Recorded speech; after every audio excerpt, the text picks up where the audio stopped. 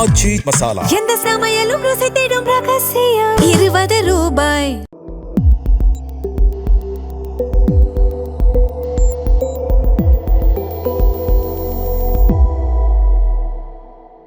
தமிழ் தடம் நேயர்களுக்கு வணக்கம். இன்றைய நேர்காணலில் நம்மோடு இணைந்திருப்பவர் ஊடகவியலாளர் திரு கெப்ரியல் தேவதாஸ் அவர்கள். சார் வணக்கம். வணக்கம் சார். நம்ம இப்போ காரைக்குடியில் இருக்கோம். பிரச்சாரம் ரொம்ப தீவிரமாக போய்கிட்டு இருக்கு. சீமான் அவர்களும் இன்னைக்கு பிரச்சாரத்துக்கு வந்திருக்காரு. இப்போ நம்ம பிரபு அவர்களும் சத்தம் போட்டுக்கிட்டு போய்கிட்டு இருக்காரு. எப்படி பார்க்குறீங்க? கலை சூழல் எப்படி இருக்கு?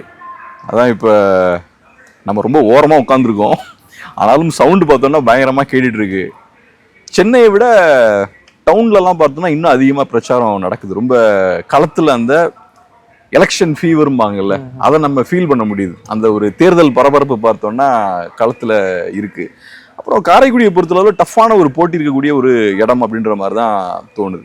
ஒன்று என்டிகேவை பொறுத்தளவில் என்டிகேவோட தலைவர் சீமான் அவர்கள் போட்டிடுறாரு. ஸோ அவங்களோட ஸ்ட்ராங்கஸ்ட் கேண்டிடேட்டை காரைக்குடியில் அவங்க நிப்பாட்டியிருக்காங்க. ஸோ என்டிகே கட்சி பெரிய லெவலில் இந்த தொகுதியை ஃபோக்கஸ் பண்ணிட்டு இருக்காங்க. நம்ம களத்தில் பார்க்கும்போதும் நிறைய தொண்டர்கள் களத்தில் இறங்கி ஒர்க் பண்ணிட்டு இருக்காங்க. அப்புறம் இன்னைக்கு சீமான் அவர்கள் பார்த்தோன்னா வந்து பிரச்சாரமும் பண்ணார். எனக்கு ஒரு 40 மினிட்ஸ் பேசியிருப்பாருன்னு நினைக்கிறேன். பயங்கரமான வெயில். அவரும் ஒரு 40 மினிட்ஸ் ஏறக்குறைய பேசினார். அந்த மக்களும் பார்த்தோன்னா ரொம்ப பொறுமையாக நூற்றுக்கணக்கான பேர் பார்த்தோன்னா அதை பார்த்துட்டு போனாங்க. அதே மாதிரி காங்கிரஸ் பார்ட்டியை பொறுத்தளவில் விசாரிக்கும் போது அந்த எம்எல்ஏவும் கொஞ்சம் அக்சசிபிளான ஆள் தான். பிரச்சனைகள்லாம் இருந்தால் நம்ம அவர்கிட்ட கேட்கலாம். ரீச் பண்ண முடியாது அப்படின்ற மாதிரியான ஒரு ஆள் கிடையாது. மக்களோட ஒரு நல்ல க்ளோஸ் கான்டாக்ட் வச்சிருக்கக்கூடிய ஒரு நபர் தான் மாங்குடி அப்படின்ற சிட்டிங் எம்எல்ஏ. அவர் இப்போ அவர் தான் காங்கிரஸ் பார்ட்டியோட வேட்பாளராகவும் இருக்கார் இங்கே காரைக்குடியில். அவரும் ஒரு நல்ல அக்சசிபிளான கேரக்டர் தான் அப்படின்ற மாதிரி சொல்கிறாங்க. அதே மாதிரி டிவிகே சைட்ல இருந்து பார்க்கும் போதும் டென்டிஸ்ட் அவர் பிரபு அப்படின்ற ஒருத்தர் பார்த்தோம்னா அவர் தாவேக்காவோட கேண்டிடேட்டை அவர் போட்டிடுறார். ஸோ அவரும் நிறைய ஒர்க் பண்ணுறாருன்றதை ஃபீல் பண்ண முடியுது. நம்ம சென்னையில் இருக்கும்போதே நமக்கு அதை ஃபீல் பண்ண முடியுது. ஏன்னா நிறைய யூடியூபர்ஸ்லாம் அவரை பற்றி பேசும்போதே ரைட் அவர் ஏதோ கொஞ்சம் மீடியா ஒர்க்லாம் பண்ணுறாரு பின்னாடி இருந்து. இதை கேர்லெஸ்ஸாக அவர் விடலை. அதே மாதிரி களத்துலையும் பார்க்கும்போது கடுமையாக அவரும் பிரச்சாரம் பண்ணுறாரு. நம்ம அங்கங்கே போகும்போது பார்த்தோன்னா தாவேக்காரங்களையும் பார்க்க முடியுது. அவங்களும் ஆக்டிவாக ஒர்க் பண்ணிட்டு இருக்காங்க. அப்புறம் அம்மா மக்கள் முன்னேற்ற கழகமும் இங்கே போட்டிடுறாங்க. அவங்களும் ஓரளவுக்கு ஒரு ஃபோர்ஸாக இருக்காங்க. முக்கியமாக பார்த்தோம்னா இந்த 3 கட்சிகள் தாவேக்கா, நாம் தமிழர் கட்சி, காங்கிரஸ், இவங்க 3 பேருக்குமான போட்டியா இது இருக்கும் அப்படின்ற மாதிரி தான் பார்க்கப்படுது. 3 பேரும் நல்ல டஃப்பான ஒரு ஃபைட் கொடுப்பாங்க. முக்கியமான ஆட்களை நிப்பாட்டியிருக்காங்க. இப்போ இந்த பெரிய ஒரு சிக்கல் என்னன்னு பார்த்தோம்னா, இப்போ காங்கிரஸ்க்கு இருக்கக்கூடிய அட்வான்டேஜ் என்னன்னா, காங்கிரஸுக்கு எப்பவுமே நான் பார்த்த லெவலில் எல்லா ஊர்லேயுமே ஒரு ஆர்கனைசேஷனாக கொஞ்சம் வீக்காக தான் இருப்பாங்க. திமுக மாதிரியோ அதிமுக மாதிரியோ ஈவன் என்டிகே மாதிரி கூட அவங்க பெருசாக அக்ரெசிவா ஒர்க் பண்ற ஆட்கள் கிடையாது. ஆர்கனைசேஷன்லாம் கொஞ்சம் வீக்காக தான் இருப்பாங்க. இப்போ நான் கன்னியாகுமரிக்காரன், அங்கேயே பார்த்தோம்னா கொஞ்சம் ஸ்லோ பேஸ்ல தான் நடக்கும். கன்னியாகுமரி வந்து காங்கிரஸோட ரொம்ப ஸ்ட்ராங்கான ஏரியா. அங்கேயுமே இங்கெல்லாம் பார்க்குற அந்த வேகத்தில் அங்கே நடக்காது. கொஞ்சம் காங்கிரஸ் வந்து கொஞ்சம் ஸ்லோ பேஸ்ல தான் போகும். பட் இருந்தாலும் இப்போ பார்த்தோம்னா திமுக எதிர்ப்பு வாக்களை குறிவைக்கிறதுக்கு 3 கட்சிகள் இருக்காங்க. அதில் ஒரு சைடில் சீமான், அவர் டஃப்பான ஒரு கேண்டிடேட்டாக இருப்பார். இன்னொரு சைடில் பார்த்தோம்னா இவர் பிரபு இருக்கார். அவருக்கும் கொஞ்சம் செல்வாக்கு இருக்குன்றாங்க. அது நமக்கு ஓட்ஸாக மாறுமானலாம் தெரில. ஆனால் டெஃபினட்டாக அவர் ஒர்க் பண்ணுறாரு. அதை நம்ம பார்க்க முடியுது. அவர் கேர்லெஸ்ஸாக விடலை. அவர் சீரியஸாக இருக்கார் இந்த எலெக்ஷனை பொறுத்தல. வெறுமனே விஜயோட இமேஜை வச்சு வாங்கிடலான்னு இல்லாமல் பர்சனலாக அவர் பெரிய எஃபர்ட் இங்கே போட்டுட்ருக்கார். அப்புறம் அம்மா மக்கள் கட்சி கேண்டிடேட்டை பொறுத்தளவில் அவர் கொஞ்சம் அந்த கம்யூனிட்டி ஓட்ஸ்லாம் கொஞ்சம் ஸ்பிளிட் பண்ணுவார் அப்படின்ற மாதிரி சொல்கிறாங்க. ஸோ ஆன்டி டிஎம்கே ஓட்ஸ் பார்த்தோம்னா 3 வழியில் ஸ்பிளிட் ஆகுது. இது வந்து டிஎம்கேக்கு சாதகமாயிராது இந்த மாதிரி? அது கொஞ்சம் சாதகமாக தான் இருக்கும். பட் அதையும் தாண்டி ஜெயிக்கவே முடியாதுன்னு நான் சொல்ல மாட்டேன். இப்போ திமுக கூட்டணிக்கு இருக்கக்கூடிய அட்வான்டேஜ் என்னன்னா ஆன்டி டிஎம்கே ஓட்ஸ் அங்கே ஸ்பிளிட் ஆகுது. ஆனால் அதுக்கு ஜெயிக்கவே முடியாதுன்னு அர்த்தம் கிடையாது. அந்த 3 பேர்ல யாராவது ஒருத்தங்க நல்லா ஸ்ட்ராங்கா கன்சாலிடேட் பண்ணலாம். அது மேபி காங்கிரஸ் வேட்பாளராக இருக்கலாம், இல்லைன்னா சீமான் அவர்களா இருக்கலாம். யாராவது ஒருத்தங்க நல்லா ஸ்ட்ராங்கா கன்சாலிடேட் பண்ணலாம். அதே மாதிரி அந்த காங்கிரஸ் வேட்பாளருக்கு எதிரான ஆன்டி இன்கம்பன்சி இன்னும் அதிகமா இருக்கலாம், அதிருப்தி அதிகமா இருக்கலாம். நமக்கு தெரியல. நம்ம பேசின வரைக்கும் பரவாயில்ல சொல்ற விஷயம் என்னன்னா அவர் ஓரளவுக்கு அக்சசிபிளான ஆளா இருக்காருன்றாங்க. பட் அதை தாண்டி மக்கள் ஓட் போடும்போது வேற நிறைய விஷயங்களையும் பார்ப்பாங்கல்ல. ஸோ இந்த விஷயங்கள்லாம் இருக்கு. அதனால காரைக்குடி வந்து ஒரு டஃப்பான ஒரு பகுதியாக தான் இருக்க போகுது. ரொம்ப அந்த ஒரு இன்டென்சிட்டியை ஃபீல் பண்ண முடியுது. யாரும் ஃப்ரீயாக விட மாட்டேங்கிறாங்க. எல்லாரும் பார்த்தோம்னா கடுமையாக பிரச்சாரம் பண்ணிட்டாங்க. குறிப்பாக டிவிகேவும் என்டிகேவும் நல்லா ஸ்ட்ராங்காகவே பெர்ஃபார்ம் பண்ணுறாங்க, பிரச்சாரம் பண்ணுறாங்கன்றதை பார்க்க முடியுது. இப்போ விகடன் வந்து நேற்றுக்கு சர்வே ஒன்று வெளியிட்டிருந்தாங்க. இதில் வந்து பார்த்தீங்கன்னா திமுக வந்து 36%, அதிமுக வந்து 33%, டிவிகே 27% கணிசமான வாக்கு பெறுவாங்கன்னு சொல்லியிருந்தாங்க. இதில் வந்து பார்த்தீங்கன்னா டிவிகே 3 இடங்களில் வந்து கண்டிப்பாக ஜெயிப்பாங்கன்ற மாதிரியும் அவங்க போட்டிருந்தாங்க. நாம் தமிழர் வந்து 3% ஓட்டு தான் வாங்குவாங்க, அவங்களோட ஓட் ஷேர் வந்து ரொம்ப டிராஸ்டிக்காக கம்மியான மாதிரி அவங்க சொல்லியிருந்தாங்க. இதை நீங்கள் எப்படி பார்க்குறீங்க? அதுவும் பார்த்துட்டிங்கன்னா அந்த 3 இடங்களையும் பார்த்தீங்கன்னா அதில் 2 தொகுதியில் வந்து விஜய் தான் போட்டிடுறாரு. திருச்சி கிழக்கும் பெரம்பூர்லேயும் வந்து அவன் கன்ஃபார்ம் ஜெயிப்பு மாதிரியும், ஆர்கே நகர்லேயும் ஜெயிக்கிற மாதிரியும் போட்டிருந்தாங்க. ஓட் பர்சன்டேஜ் வந்து 27 தாவேக்காவுக்கு 27, ஆனால் 3 தொகுதியில் தான் ஜெயிப்பாங்கன்ற மாதிரி போட்டிருந்தாங்க. ஓகே. ஆனால் இப்போ நான் பார்த்த அளவில் தொடக்கத்திலேருந்து இப்போ வரைக்கும் பார்த்தோம்னா இந்த சர்வே ரிசல்ட்ஸ்லாம் வச்சு பார்க்கும்போது ஒரு விதமான ஒரு மறைமுகமான ஒரு செய்தி அவங்க மக்கள்கிட்ட கொண்டு போக முயற்சி பண்ணுறாங்க அப்படின்றத என்னால் பார்க்க முடியுது. ஒன்று, என்டிகேவை நம்பாதீங்க, ஓட்டு போட்டு வேஸ்ட்டுங்க, 3% 2% தாங்க. இப்போ கடைசியாக வந்த சர்வே ரிப்போர்ட்ஸ் எல்லாம் பார்க்கும்போது என்டிகே ரொம்ப மோசமாக பின்தங்கிட்டாங்க, அவங்களுக்கு ஓட்டு போட்டு பிரயோஜனமே கிடையாதுங்க அப்படின்ற ஒரு செய்தியை கடத்த முயற்சி பண்ணுறாங்களோ என்னமோ அந்த செய்தி தான் போய் சேருது. 3% ஓட்டு தான் இருக்குன்னா அந்த கட்சிக்கு ஓட்டு போட்டால் பிரயோஜனம் தான் சொல்லுது இல்லை இந்த கருத்து கணிப்புகள்லாம். அது ஒன்று. ரெண்டாவது, தாவேக்காவுக்கும் அதிமுகவுக்கும் இடையே பெரிய கேப் ஒன்றும் இல்லைங்க. தாவேக்காவுக்கு 27, அதிமுகவுக்கு 33, ஒன்றும் பெரிய வித்தியாசம்லாம் இல்லை. தாவேக்கா கொஞ்சம் டஃப்பாக சண்டை போட்டாச்சுன்னா அதிமுகவை தூக்கிடலாங்க அப்படின்ற இன்னொரு செய்தியையும் மறைமுகமாக இந்த கருத்து கணிப்புகள்லாம் சொல்லுது. எனக்கு என்னமோ இந்த செய்தியை சொல்லணும்னு விரும்புறாங்கன்னு நினைக்கிறேன். ஸ்டார்டிங்லேயே நான் பார்த்துட்டு இருக்கேன், வர கருத்து கணிப்புகள் நிறைய சொல்ற விஷயம் என்னன்னா அதிமுகவுக்கும் தாவேக்காவுக்கும் டிஃபரன்ஸ் ரொம்ப இல்லை. ஸோ நீங்க திமுக வீழ்த்துன்னு நினைச்சீங்கன்னா அதிமுகவுக்கு தான் ஓட்டு போடணும்னு அவசியம் கிடையாது, தாவேக்காவுக்கு ஓட்டு போடலாம். ஏன்னா இப்போ மக்களுக்கு இருக்கக்கூடிய சந்தேகமே என்ன இருக்குன்னா, என்டிகேவுக்கோ தாவேக்காவுக்கோ ஓட்டு போட்டா ஏன் ஓட்டு வேஸ்டா போயிடும்ன்ற ஒரு பயம் இருக்கும். புது கட்சிகள் 2 பேரும் திமுக வீழ்த்தணும்னு நினைச்சேன்னா பேசாம நான் அதிமுகவுக்கு ஓட்டு போட்டலாமே, பெரிய அலைன்ஸ் வச்சிருக்காங்க, பாஜக இருக்காங்க, அது போக வேற சில கட்சிகளும் இருக்காங்க. அப்ப நம்ம தாவேக்கா என்டிகேன்னு புது கட்சிகளுக்கு ஓட்டு போட்டு ரிஸ்க் எடுத்து திமுக வந்தா என்ன பண்றது, அதுக்கு பேசாம நம்ம அதிமுகவுக்கே போட்டலாம்னு யோசிப்பாங்க. ஸோ அந்த மாதிரியான வாக்காளர்களுக்கு இந்த கருத்து கணிப்புகள்லாம் ஒரு செய்தியை சொல்லுது. நீங்க அப்படிலாம் பயப்பட வேண்டிய அவசியம் இல்லை, தாவேக்கா இஸ் வெரி ஸ்ட்ராங், அதிமுக அளவுக்கு ஏறக்குறைய இருக்காங்க, புது கட்சியா இருந்தாலுமே கூட முதல் எலெக்ஷன்லயே அவங்க இவ்வளவு ஸ்ட்ராங்கா இருக்காங்க அப்படின்ற செய்தி சொல்லுது. ஸோ நீங்க அதிமுக தான் ஓட்டு போடணும் அவசியம் இல்லை, தாவேக்காவுக்கும் போடலாம் அப்படின்றதான் செய்தி. ஸோ அதனால எனக்கு என்னமோ இந்த செய்தி வந்து யதார்த்தமா வெளில வர மாதிரி தெரியல. ஏன்னா தாவேக்கா ஒர்க் பண்றாங்க, தாவேக்காவோட இண்டிவிஜுவல் கேண்டிடேட்ஸே அக்ரெசிவா மீடியாவெல்லாம் இன்ஃப்ளூயன்ஸ் பண்றாங்க, எனக்கு அது பார்த்தாலே ஃபீல் பண்ண முடியுது. அதே மாதிரி மீடியாவை பத்தின எல்லா புரிதலும் உள்ளவர் விஜய், மீடியாவை பத்தின எல்லா புரிதலும் உள்ள ஆட்கள்லாம் அவங்க கூடயும் இருப்பாங்க. ஸோ அப்போ அவங்களால டெஃபினட்டாக மீடியாவை நல்லா இன்ஃப்ளூயன்ஸ் பண்ண முடியும். அதிமுக அந்த வேலையை சரியாக செய்ய மாட்டேங்கிறாங்க. இப்போ அதிமுக நான் இப்படிலாம் சொல்ல மாட்டேன், அதிமுகவுக்கு மீடியா பற்றின புரிதலே பெருசாக இல்லை. இப்போ கூட நான் பார்க்குறேன், இபிஎஸ் அவர்கள் பேசும்போது செங்கோட்டையன் அவர்கள் அட்டாக் பண்ணி பேசிகிட்டு இருக்காரு. செங்கோட்டையன் அவர்கள் பெரிய ஒரு துரோகி, அவர் திமுகவுக்கு உளவாளியாக வேலை பார்க்குறாரு, இப்படிலாம் பேசிகிட்டு இருக்காரு. அவருக்கு மீடியா எப்படி ஆப்ரேட் ஆகுதுன்னே தெரியல. அவர் என்ன நினைச்சிட்டு இருக்காருன்னா, அவர் இதெல்லாம் பேசுறதுக்கான காரணம் என்னன்னா, கட்சிக்காரங்கிட்ட அவர் பேசிட்டு இருக்காரு, யாரையும் அவர் வளரவே விட மாட்டாருங்க, ஸோ நான் தாங்க உங்களெல்லாம் வளர்த்து விடுறது, அவர் செங்கோட்டையின் மோசங்க அப்படின்னு பேசுறாரு. இது முந்தா நேத்து இந்த கதை கிடையாது. அப்ப வந்து உங்க கட்சிக்காரங்க மட்டும் உங்களை பார்த்துட்டு இருப்பாங்க ஒரு ஊருக்கு போனீங்கன்னா. இப்ப அப்படி கிடையாது, உங்களை வந்து 7 கோடி பேர் பார்த்துட்டு இருப்பாங்க, நீங்க பேசுற எல்லா விஷயத்தையும் அவங்க பார்த்துட்டு இருப்பாங்க. இப்ப நீங்க செங்கோட்டையின் அட்டாக் பண்ணீங்கன்னா அது நியூஸா போயிடும். அப்ப நீங்க முடிவு பண்ணிக்கணும், நம்ம எலெக்ஷன் கேம்பெயினுக்கு போறதுக்கு முன்னாடி எதை செய்தி ஆக்கணும், எதை செய்தி ஆக்க கூடாதுன்னு நீங்க முடிவு பண்ணிக்கணும். நீங்க செங்கோட்டையனை பேசுனீங்கன்னா அப்புறம் செங்கோட்டையனுக்கு உங்களுக்கு தான் சண்டைன்னு வரும். முதல்ல நீங்க டிவிக்கேவோட சண்டைக்கு போக கூடாது. நீங்க டிவிக்கேலையும் செகண்ட் லெவல் லீடு கூட சண்டைக்கு போயிட்டு இருக்கீங்க, விஜய் கூட சண்டைக்கு போல, செங்கோட்டையனோட சண்டைக்கு போயிட்டு இருக்கீங்க. திமுகவோட போகும்போது நீங்க உதயநிதியோட சண்டைக்கு போயிட்டு இருக்கீங்க. நீ யாரு கூட சண்டை வைக்கணும்? இப்ப ஸ்டாலின் அவரு தான் சிஎம், அந்த இடத்துக்கு தான் நீங்க வரணும்னு முயற்சி பண்ணிட்டு இருக்கீங்க. ஸோ நீங்க அவரை தான் ஃபோக்கஸ் பண்ணி நீங்க கொண்டு போகணும். இப்போ என்னன்னா, உங்களுக்கும் 24 மணி நேரம் தான் இருக்கு, எனக்கும் 24 மணி நேரம் தான், இபிஎஸ்க்கு 24 மணி நேரம் தான். அந்த வீடியோவை பார்க்குற எல்லாருக்குமே 24 ஹவர்ஸ் தான் ஒரு நாளைக்கு. எலெக்ஷன் கிட்ட நெருங்கிருச்சுன்னா சில நாட்கள் தான் இருக்கு. அப்ப நேரம்ன்றது ரொம்ப அவசியம். எல்லாருக்கும் எல்லாத்தையும் பார்க்க முடியாது. உங்களுக்கு ஸ்பேஸ் கொஞ்சம் தான் கிடைக்கும். மீடியா உங்களுக்குன்னு ஒரு 1/2 மணி நேரம் ஸ்பேஸ் வச்சிருப்பாங்க.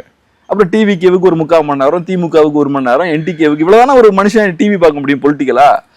அதுல நீங்க செங்கோட்டையனை பத்தி பேசுனீங்கன்னா உங்களோட பொலிட்டிக்கல் ஸ்பேஸை நீங்க வேஸ்ட் பண்ணிட்டு இருக்கீங்க, உங்களுக்கு வழங்கப்பட்ட அந்த நேரத்தை வேஸ்ட் பண்ணிட்டு இருக்கீங்க.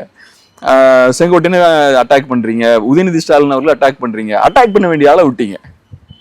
விஜய் அதை கரெக்டா பண்றாரு பாருங்க.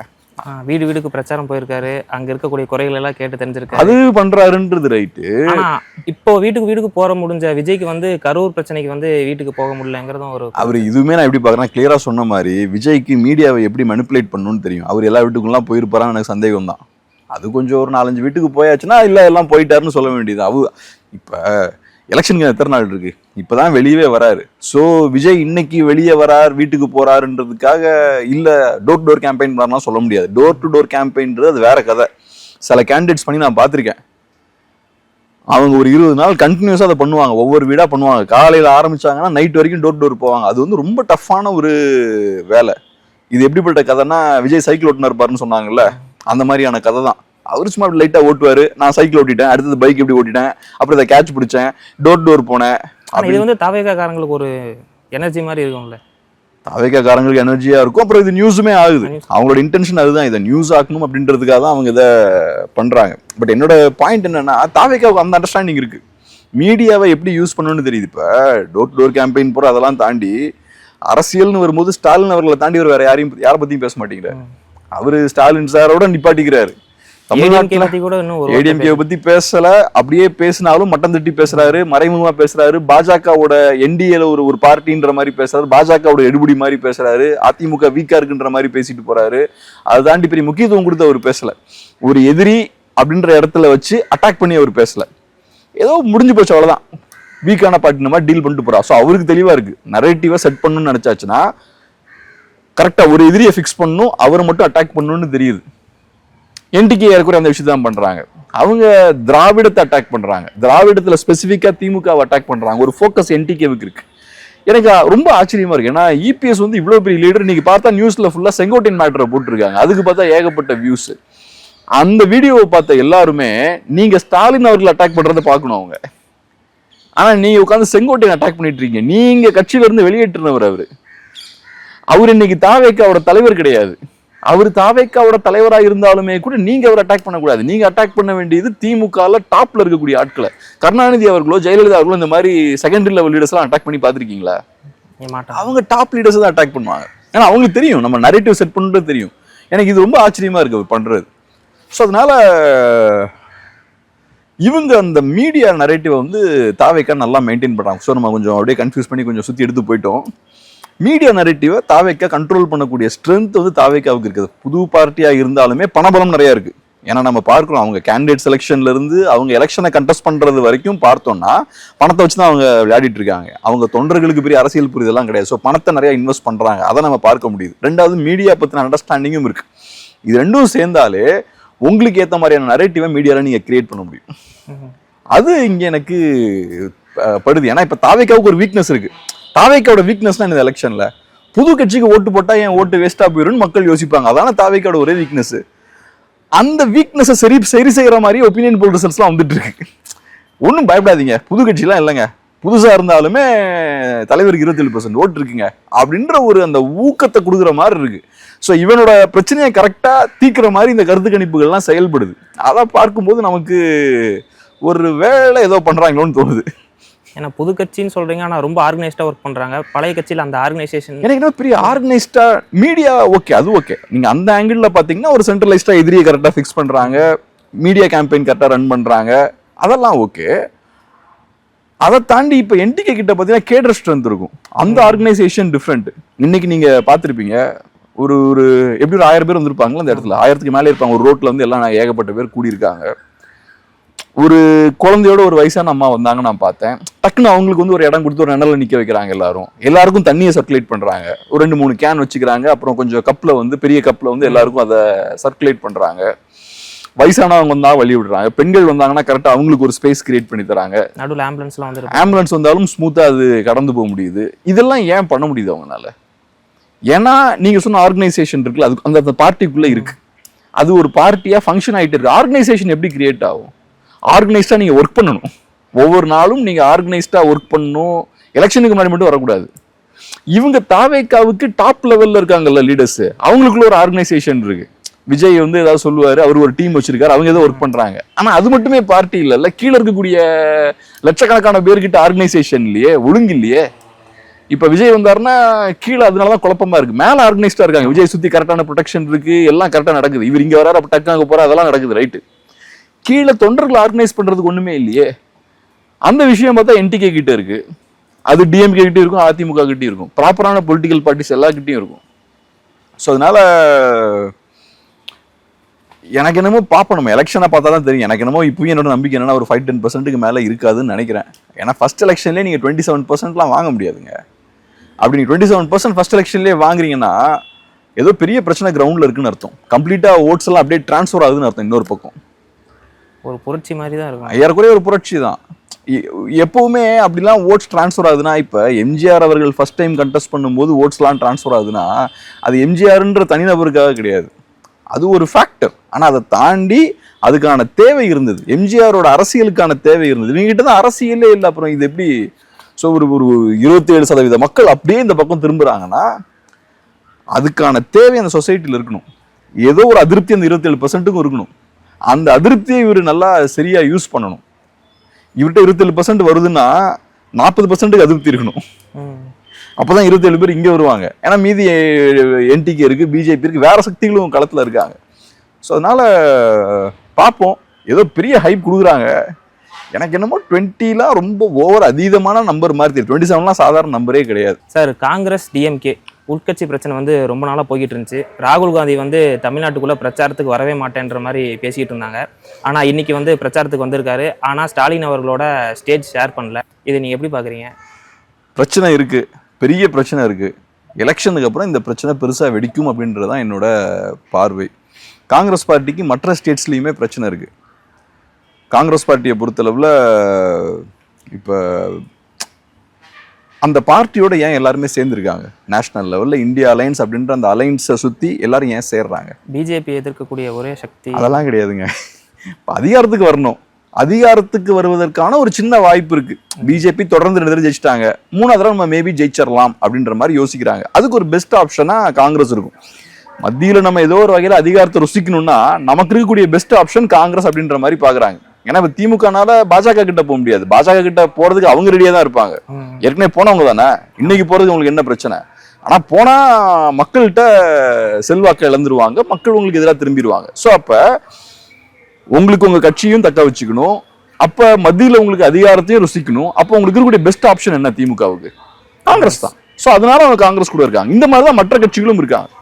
ஆனா இப்ப 14ல தோக்குறாங்க காங்கிரஸ், 19ல தோக்குறாங்க, 24லையும் தோக்குறாங்க. அப்போ ஒரு பாயிண்ட்டுக்கு அப்புறம் காங்கிரஸ் மேல கூடிய அந்த நம்பிக்கை உடைய ஆரம்பிச்சிடும். அப்புறம் நீங்க பல ஆண்டுகள் கண்டினியூஸா டிராவல் பண்ணிக்கிட்டே இருக்கீங்கன்னா நிறைய முரண்களும் வர ஆரம்பிக்கும். ஏன்னா ஒவ்வொரு தடவையும் நான் உங்ககிட்ட அதை கேட்டேன், நீங்க எங்கிட்ட இதை கொடுத்தீங்க, போன நிறைய சீட்ஸ் நீங்க எடுத்துட்டீங்க, நான் எங்களுக்கு எதிர்பார்த்தது கிடைக்கல. அதிகாரம் இருந்தா கூட ஓரளவுக்கு அதிருப்திகள்லாம் கட்டுப்படுத்திடலாம். அதிகாரம் இல்லாம சேர்ந்து பயணிக்கும் போது நிறைய முரண்கள் வெடிக்க ஆரம்பிக்கும். திமுகவுக்குள்ளே அதான சிக்கல். விசிகேவுக்குலாம் என்ன கோவம்? ஒரு தடவையும் நாங்க உங்களுக்காக தானே இழந்துட்டு இருக்கோம். ஸோ நீங்க ஒரு 10 வருஷம் அவங்களோட சேர்ந்து பயணிச்சீங்கன்னா உங்களுக்கு நிறைய அன்ஹாப்பினஸ் கிரியேட் ஆகும். உங்களுக்காக தான் நாங்க வெளிலலாம் போய் எதுவும் சண்டை போடல, உங்களுக்கு எதிராக நாங்க எதுவும் கேட்கல, எங்களுக்கு பேர் கெட்டு போகுது. இப்ப பார்த்தீங்கன்னா நீங்க எங்களுக்கு சீட்டும் கொடுக்க மாட்டேங்கிறீங்க. கம்யூனிஸ்டுகள் அமைதியா இருந்தாங்க திமுகவுக்காக, விசிகே பெருசா எதுவும் குரல் எழுப்பல, எம்டிஎம்கே பெருசா எதுவும் மக்களுக்காகலாம் பேசல. இந்த அளவுக்கு அவங்க திமுகவுக்கு சேவையெல்லாம் செய்ததுக்கு அப்புறமும் அவங்களுக்கு சீட்ஸ் எல்லாம் கம்மி பண்ணிட்டாங்க. அப்ப இது ஒரு கோவத்தை ஏற்படுத்தும்ல. அதே மாதிரிதான் அங்கேயும் இதே மாதிரி ஏகப்பட்ட முரண்கள் இருக்கும். அகிலேஷ் கோவமா இருக்காரு, தேஜஸ்வி கோவமா இருக்காரு. அப்புறம் அது போக காங்கிரஸ் மேல இவங்களுக்கு இப்ப நம்பிக்கையும் இல்ல. இன்னைக்கு திமுக அலையன்ஸ்குள்ள இவ்வளவு கோவம் இருந்தாலும் இன்னைக்கு திமுக சேர்ந்திருக்காங்க. ஏன் சேர்ந்திருக்காங்க? இவங்களுக்கு அவங்கள விட்டா வேற வழி இல்ல. அது ஒண்ணு, ஜெயிக்கிறதுக்கு வாய்ப்பு இருக்கு. எலெக்ஷன் இப்ப வருது இல்ல, ஜெயிச்சிடலாம். ஜெயிச்சாச்சுன்னா ஏதோ ஒரு வகையில் அதிகாரத்துல கை வச்சிடலாம்.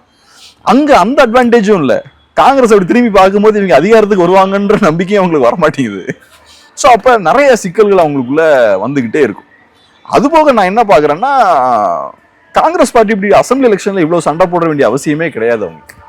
ஸோ அவங்க சண்டை போடுறாங்கன்னா அவங்களுக்கு திமுக கிட்ட ஏதோ ஒரு அதிருப்தி இருக்கு. ஏன்னா இன்னைக்கு பேசும்போது கூட ராகுல் என்ன சொல்றாரு அப்படின்னா, தமிழ்நாட்டில் தமிழர்கள் தான் ஆளணும், டெல்லியில வந்து நாங்க பாத்துக்கிறோங்கிற மாதிரி தான் பேசியிருக்காரு. இது எப்படி பாக்குறீங்க? இப்போ ராகுல் காந்தி பேசுறதெல்லாம் நம்ம பெருசா எடுத்துக்கணும்னு அவசியம் இல்லை. ராகுல் காந்தி ஒரு தனிநபர் மனிதரா இதெல்லாம் பேசலாம். அதாவது தமிழர்களுக்கு எதிரான கட்சி பாஜகன்ற மாதிரிலாம் அவர் பேசுறாரு. அப்புறம் நான் என்ன தமிழ் நான் உணர்றேன் அப்படின்ற மாதிரிலாம் அவர் பேசுறாரு. காங்கிரஸ் கட்சி ஒன்றும் தமிழர்களுக்கு ஆதரவான கட்சிலாம் கிடையாது. தமிழர்களுக்கு எதிராக செயல்பட்டவங்க தான். காங்கிரஸ் பார்ட்டி மத்தியில பவர்ல இருக்கும்போது தமிழர்களுக்கு தான் செயல்பட்டாங்க, திமுகவுக்கு எதிராக தான் அவங்க செயல்பட்டாங்க. அப்ப ராகுல் காந்தி ஒரு தனி மனிதரா அவருக்கு சில பார்வைகள் இருக்கலாம், ஆனா அது காங்கிரஸோட ஸ்டாண்டெல்லாம் இருக்குன்னு அவசியமே கிடையாது. காங்கிரஸ்ன்றது ஒரு நேஷனல் பார்ட்டி, அது தமிழ்நாட்டில் இருக்க பார்ட்டி மட்டும் கிடையாது, நேஷனல் பார்ட்டி. அந்த கட்சிக்கு தேசிய நலன்கள் இருக்கு. அப்ப ஒரு தேசிய கட்சி தேசிய அளவில் அதிகாரத்துல உட்காருதுன்னா பாஜக செய்யற அதே வேலையை தான் அவங்களும் செய்வாங்க. இன்ஃபேக்ட் காங்கிரஸ் செஞ்ச விஷயங்கள்லாம் பாத்தீங்கன்னா பாஜகவோட மோசமான காலத்துல பண்ணியிருந்தாங்க. இன்னைக்கு நம்ம ஏன் காங்கிரஸ் பத்தி பெருசா பேச மாட்டேங்கிறோம்னா, காங்கிரஸ் அதிகாரத்துல இல்ல, ஒண்ணு அதிகாரத்துல வருவதற்கான வாய்ப்பு இருக்கான்னு கேட்டா அதுவும் பெரிய சந்தேகம் தான். ரொம்ப வீக்காவும் இருக்காங்க. ஸோ ஒரு பார்ட்டி வீக் ஆயிடுச்சுன்னா அவங்கள போய் நீங்க அடிச்சிட்டு இருக்க மாட்டீங்கல்ல, இவங்க கூட சண்டை போட்டு என்ன பிரச்சனை தானே பாப்பீங்க. அதனால இன்னைக்கு யாரும் காங்கிரஸை டச் பண்றது கிடையாது. ஆனா காங்கிரஸ் ஒன்றும் பெரிய தமிழர்களுக்கு சாதகமா செயல்பட்ட கட்சி எல்லாம் கிடையாது. உங்களுக்கு தமிழர்கள் மேல அவ்வளவு அன்பு இருக்குன்னா 2009 என்ன பண்ணீங்க? அதனால இவங்க தமிழர்களுக்கு பண்ண துரோகத்தெல்லாம் எடுத்து பார்த்தோம்னா ரொம்ப மோசமான காரியங்கள் எல்லாம் காங்கிரஸ் பண்ணிருக்காங்க. இவங்களுக்கு இந்த பெரிய தமிழர்கள் மேல எங்களுக்கு அன்பு இருக்கு அப்படி இப்படின்லாம் பேசினாங்கன்னா அதெல்லாம் நம்ம நம்ப கூடாது. ஸோ அதனால அதை பேசுறதுக்கான அந்த ரைட் ராகுலுக்கு இருக்கான்னு நமக்கு தெரியல. நீங்க சொல்றீங்களே தமிழ்நாட்டுல தமிழர் தான் ஆளணுன்றதை பேசினாருன்னு, அது அந்த ஆங்கிள் சொல்லிருப்பாரான்னு தெரியல. ஒரு தமிழ் நேஷனலிஸ்ட் ஆங்கிள் அவர் பேசுவாரான்னு தெரியல. ஏன்னா அவர் ஒரு நேஷனல் பார்ட்டியோட லீடர்ல. இல்ல ஸ்டாலின் அவர்கள் இங்க இருந்தா போதும், டெல்லியில நாங்க இருக்கோம் அப்படிங்கிற மாதிரியான ஒரு இதுக்காக சொல்லியிருப்பாரா அப்படின்னு இருக்கலாம், மேபி அது கூட இருக்கலாம். ஆனா அது ஃபுல்லா பார்க்கல. ஆனா திமுகவுக்கு நேஷனல் ஆம்பிஷன்ஸ் இருக்கு. நான் நேஷனல் ஆம்பிஷன்ஸ் சொல்லும் போது பிரைம் மினிஸ்டர் ஆகணுன்ற ஆம்பிஷன்லாம் இருக்கான்னு தெரியல. அப்படிலாம் ஆசை இருந்ததுன்னா அதெல்லாம் ஓவர் ஆசை, அப்படி இருக்காதுன்னு நான் நம்புறேன். சம்வாட் கண்ட்ரோல் இன்னைக்கு சந்திரபாபு நாயுடு இருக்கிற ஸ்பேஸ் ஏதோ ஒரு இன்ஃப்ளூயன்ஸ் இருக்கணும். இதுக்கு முன்னாடி UPA 1 and 2 உங்களுக்கு இருந்தது இல்ல, அந்த மாதிரியான ஒரு இன்ஃப்ளூயன்ஸ் இருக்கணும்னு மேபி நினைக்கலாம். அப்படி நினைச்சாங்கன்னா அது பிராக்டிக்கலான விஷயம். அதை தாண்டி அதிகாரத்தை கைப்பற்றி நம்ம பிரைம் மினிஸ்டர் ஆயிடலாம். இதுக்கு முன்னாடி சொல்லுவாங்க ஜோதி பாசுக்கு அந்த வாய்ப்பு கிடைச்சுதானே அவர் அது வேண்டான்னு தூக்கி போட்டாரு. கம்யூனிஸ்டுகள் இப்பயும் அது ஒரு பெரிய வரலாற்று பிழை அப்படின்ற மாதிரிலாம் சொல்லுவாங்க. கலைஞருக்கு கூட வாய்ப்பு கிடைச்சதா என்னோட உயரம் எனக்கு தெரியுங்கிற மாதிரி சொல்லு. ஸோ அதனால அந்த மாதிரியான ஒரு சூழல்லாம் ஏற்பட வாய்ப்பு இல்லைன்னு நான் பாக்குறேன். ஆனா இவருக்கு ஏதோ ஒரு நேஷனல் ஆம்பிஷன்ஸ் கண்டிப்பா திமுகவுக்கு இருக்கு. அதனாலதான் மம்தா பானர்ஜிங்கிறது ஒரு கல்ல எறிறாங்க. இவங்களுக்கு ஏதோ ஒண்ணு பண்ண முயற்சி பண்றாங்க இவங்க. அதே மாதிரி காங்கிரஸும் பாக்குறாங்க இவங்களை கொஞ்சம் கண்ட்ரோல் வைக்கணும்னு காங்கிரஸ்காரங்களும் பாக்குறாங்க, நம்ம டொமைன்குள்ள வர பாக்குறாங்க அப்படின்ற மாதிரி பாக்குறாங்க. ரெண்டாவது நான் இப்ப பார்க்கும்போது ஸ்டாலினோட இமேஜ் எல்லாம் கம்ப்ளீட்டா மாத்திருக்காங்க. அவரோட அந்த லுக்கு பர்சனாலிட்டி எல்லாம் மாத்திர ஒரு நேஷனல் லீடருக்கான ஸ்டைல்ல அவர் கொண்டு போறாங்க. இதுக்கு மேலாம் அவர் இப்ப இருக்க மாட்டாரு, வேற ஸ்டைல்ல இருந்தாரு. ஸோ இவங்க கான்சியஸா பில்ட் பண்றாங்க, நமக்கு ஒரு பொலிட்டிக்கல் ஆம்பிஷன் இருக்கு, அதுக்கேற்ற மாதிரி ஸ்டாலின் அவர்களை ப்ரொஜெக்ட் பண்றாங்க. ஒரு பெரிய குரோத்துக்கான ஒரு லீடர், டிராவிடியன் மாடல் தமிழ்நாட்டை பயங்கரமா டிரான்ஸ்ஃபார்ம் பண்ணிருச்சு. மோடி தானே பண்ணாரு. அவர் ஒரு ரீஜனல் பார்ட்டி ஒரு ஸ்டேட்ல ஒரு சிஎம் இருந்தவர். அங்க அவர் ஒரு வளர்ச்சிக்கான ஒரு தலைவரா ப்ரொஜெக்ட் பண்ணிக்கிறாரு. குஜராத் மாடல் அப்படின்னு சொல்லிட்டு அகமதாபாட பயங்கரமா ப்ரொஜெக்ட் பண்றாங்க. குஜராத் மாடல்ன்றது அகமதாபாத் தான். நமக்கு என்ன தெரிய போகுது, நம்ம டிவியில உட்காந்து வீடியோ பார்க்க போறோம், பெரிய பெரிய பில்டிங் எல்லாம் பார்க்க போறோம், செமையா வளர்ந்துருச்சுப்பா அப்படின்னு நினைப்போம். அதுக்கப்புறம் பெரிய நிறுவனங்களுக்குலாம் ஒரு கான்ஃபிடன்ஸை கொடுக்குறாரு. நான் வந்தேன்னா ஒரு பிசினஸ் ஓரியன்டா இருப்பேன், growth ஓரியன்டா இருப்பேன். அப்ப அனில் அம்பானி இவங்கெல்லாம் ரொம்ப பாசிட்டிவா பேசினாங்க. மோடி அவர்கள், டாடாஸ் எல்லாம் ரொம்ப பாசிட்டிவா பேசினாங்க. அதுக்கப்புறம் பவருக்கு வராரு. ஸோ இப்ப ஸ்டாலின் அவர்களும் அந்த மாதிரி தன்னை ஒரு பெரிய விஷன் இருக்கக்கூடிய தமிழ்நாடுன்ற ஒரு அட்வான்ஸ்டான ஸ்டேட்டை வளர்த்த ஒரு லீடரா தன்னை ப்ரொஜெக்ட் பண்ணிக்க முயற்சி பண்றாரு. அது ரொம்ப கான்சியஸா பண்றாங்க. இப்ப நீங்க யூடியூப் சேனல்ஸ் எல்லாம் பாத்தீங்கன்னா நார்த்ல நம்ம தமிழ்நாட்டோட குரோத்தை பத்தி எல்லாம் நம்ம பேச மாட்டேங்கிறோம், அவனுங்க பேசிக்கிட்டே இருக்கானுங்க. தமிழ்நாட்டோட growth ஸ்டோரி ஆச்சு பூச் இப்படி பயங்கரமா டிரான்ஸ்ஃபார்ம் பண்ணிட்டாங்க, திராவிட மாடல் அதுன்னு அவங்க பேசிட்டு இருக்காங்க. இதெல்லாம் சும்மா பேசுவாங்கன்னா என்ன, அவங்களுக்கு நார்மலா என்ன நடக்குதுன்னு ஒண்ணுமே தெரியாது. அவங்களுக்கு நீங்க நார்த்துக்கு நீங்க போனீங்கனாலே தமிழ்நாட்டை பத்தி பெருசா அவங்க யோசிக்கவே மாட்டாங்க. இது ஏதோ தனியான ஒரு உலகம் மாதிரி விட்டு அவங்க வேற விஷயங்கள்லாம் பேசுவாங்க. அவங்க பார்த்தா இப்ப ஃபுல்லா தமிழ்நாட்டோட growth ஸ்டோரி பத்தி பேசிட்டு இருக்காங்க. ஸோ ஏதோ ஒரு எஃபோர்ட் போடுறாங்க, கான்சியஸா ஒரு இமேஜை பில்ட் பண்றதுக்கான வேலைகள் பாக்குறாங்க. அப்புறம் காங்கிரஸுக்கும் அது கோவம் வருது, அப்புறம் மம்தாவுக்கு கோவம் வருது. இதெல்லாம் வச்சு பார்க்கும்போது ஏதோ நடக்குது பேக்ரவுண்ட்ல பார்ப்போம். ஆனா இங்க பிரைம் மினிஸ்டர் ஆம்பிஷன்ஸ்லாம் இருக்காதுன்னு நம்புறேன். அது அது இருந்ததுன்னா அது ரொம்ப அபத்தமா இருக்கும். பட் ஏதோ ஒரு சீரியஸான ரோல் பிளே பண்ணணும்னு நினைப்பாங்க. நிறைய விஷயங்களை நம்மளோட பகிர்ந்துட்டீங்க. ரொம்ப நன்றி. நன்றி.